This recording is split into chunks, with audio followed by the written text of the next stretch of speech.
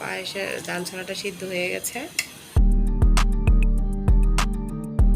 নমস্কার বন্ধুরা, আমি সবিতা রানী, তোমাদেরকে সবিতা রানী কুকিং অ্যান্ড ব্লগে স্বাগত। বন্ধুরা, তোমরা কেমন আছো? নিশ্চয়ই ভালো আছো, আমিও মোটামুটি ভালো আছি। তো বন্ধুরা, তোমাদের সামনে আমি আজকে আরেকটা নতুন ভিডিও নিয়ে হাজির হয়েছি। আজকে তোমাদেরকে দেখাবো ধান ছড়ার পায়েস। তো দেখো, আমি ধান ছড়ার পায়েসের জন্য কি কি নিয়েছি। যে ধান ছড়া নিয়েছি, ধানের মতোই দেখতে। ধান ছড়ার পায়েস রান্না করবো আজকে। আর এখানে নিয়েছি চিনি পরিমাণ মতো, আর এখানে নিয়েছি তেজপাতা, গোটা কয়েক সাদা এলাচ, আর হচ্ছে বাদাম। তো তোমরা দেখতে থাকো পুরো ভিডিওটা। এখানে আমি দুধটাকে বসায় রেখেছি।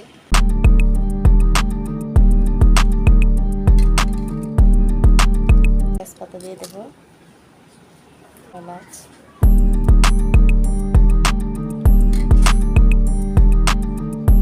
এখন আমি ধান ছড়ার পেস্টটা দিয়ে দেবো।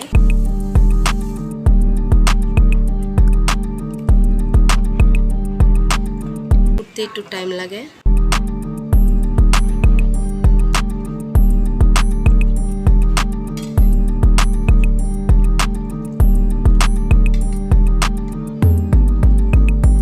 সময় লাগে এটি হতে, আস্তে আস্তে হতে থাক।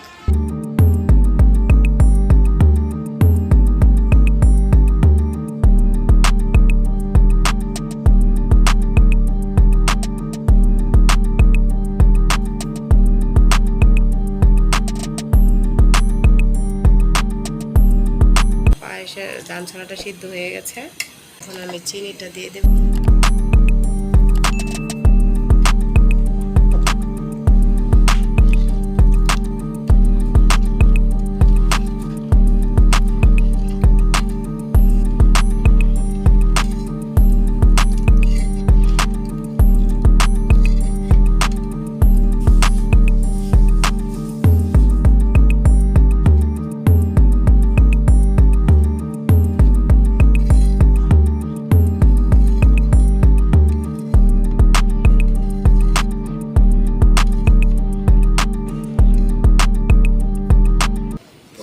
একটু লবণ দিয়ে দেব।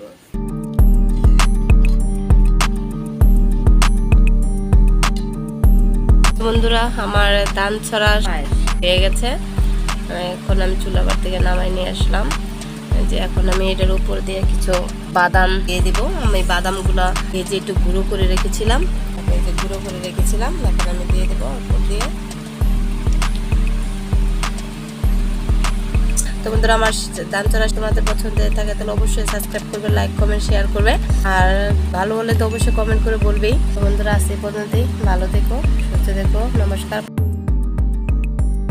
ধান ছড়া নিয়েছি ছোট্ট ছোট্ট।